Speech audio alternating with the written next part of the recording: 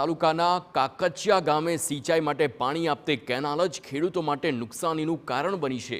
ખેડૂતોનો રવિ પાક તબાહ થઈ ગયો છે। તો ચોમાસામાં અતિ વરસાદ અને માવઠાનો માર ઝીલી ચૂકેલા જે ખેડૂતો છે તે રવિ પાકની તેમને આશા હતી, પરંતુ લુણાવાડા તાલુકાના કાકચિયા ગામના ખેડૂતો માટે મુશ્કેલીઓ ઘટવાનું નામ જ નથી લઈ રહી। કડાણા ડાબા કાંઠા કેનાલ મારફતે ખેડૂતોને સિંચાઈનું પાણી અપાય છે। તે કેનાલ જ ખેડૂતો માટે કપરી સાબિત થઈ છે। આ કેનાલ ઓવરફ્લો થતાં 100 એકર જેટલી જમીન પાણી થઈ ગઈ છે। 15 દિવસથી ખેતરો જળમગ્ન રહેતા ખેડૂતોને રાતા પાણીએ રોવાનો વારો આવ્યો છે। ખેડૂતોનો આરોપ છે કે તેમનો જે વાવેતર પાછળનો ખર્ચ છે તે માથે પડ્યો, પરંતુ ઓફિસમાં બેસનારા જે અધિકારીઓ છે અને કે નેતાઓ ડોક્યું કરવા પણ નથી આવ્યા। હાલ ખેડૂતો સર્વે કરાવી વળતરની માગ કરી રહ્યા છે। કેનાલનું યોગ્ય સમારકામ અને સફાઈ ન થવાથી આવું બન્યાનો ખેડૂતોનો આરોપ છે।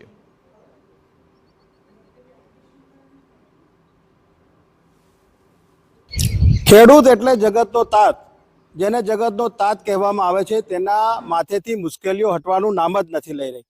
આપણે હાલ છીએ લુણાવાડા તાલુકાના કાકચિયા ગામે, કે જ્યાં કડાણા ડાબા કાંઠાની જે કેનાલ છે તેમાં વધારે માત્રામાં પાણી છોડવામાં આવ્યું, જેને લઈને ગધનપુર થઈને આવતી કાકચિયા સુધી પહોંચતી જે કેનાલ છે તે ઓવરફ્લો થઈ અને ખેડૂતોના ખેતરોમાં પાણી ઘૂસી ગયા। હું આપને દ્રશ્ય બતાવવાનો પ્રયત્ન કરીશ કે અહીંયા આપણે કાકચિયા ખાતેના ખેતરમાં છીએ।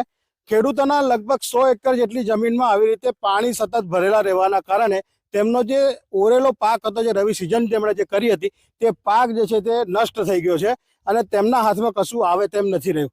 ત્યારે અહીંયા ખેડૂતો જે છે તે કહી રહ્યા છે કે ભાઈ છેલ્લા 15 દિવસથી આ લોકો રજૂઆત કરે છે, પણ તેમ છતાં પણ કેનાલ વિભાગ અહીંયા જે છે તે જોવા સુદ્ધા પણ નથી આવ્યું। ત્યારે આપણી સાથે અહીંયા કાકચિયા ગામના કેટલાક ખેડૂતો જોડાયા છે, તેમની પાસેથી જાણીશું કે એમની શું સમસ્યા છે।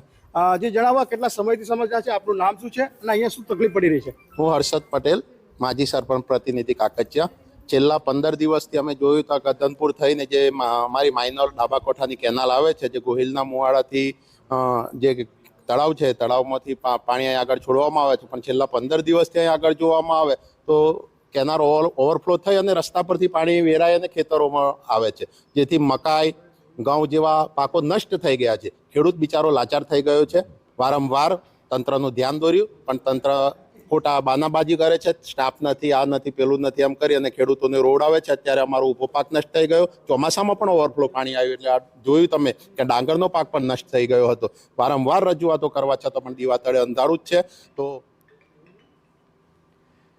જે પ્રમાણે ખેતરો પાણી થઈ ગયા છે, જે કેનાલમાંથી રવિ પાક માટે પાણી મળવાનું હતું, હવે તે જ પાણી તેમના માટે આફતરૂપ બની ગયું છે। જેમ કહેવામાં કહે છે કે લેખિત રજૂઆત યા તો મૌખિક રજૂઆત અત્રેની કચેરીને કોઈ મળેલી નથી, પરંતુ આપના માધ્યમથી જાણવા મળેલ છે તો સદર પ્રશ્નનો જલ્દીથી જલ્દી નિકાલ થઈ જાય એવી અત્રેની કચેરી પ્રયત્ન કરશે। સાહેબ, એમનો આક્ષેપ એવો હતો કે કેનાલ સાફ સફાઈ કરવાના ટેન્ડરો થાય છે, પૈસા લેવા જાય છે, પણ કેનાલ તો સાફ સફાઈ થઈ જ નથી એમ। કેનાલો સાફ કરવામાં આવેલી જ છે, તો એ સદર રજૂઆત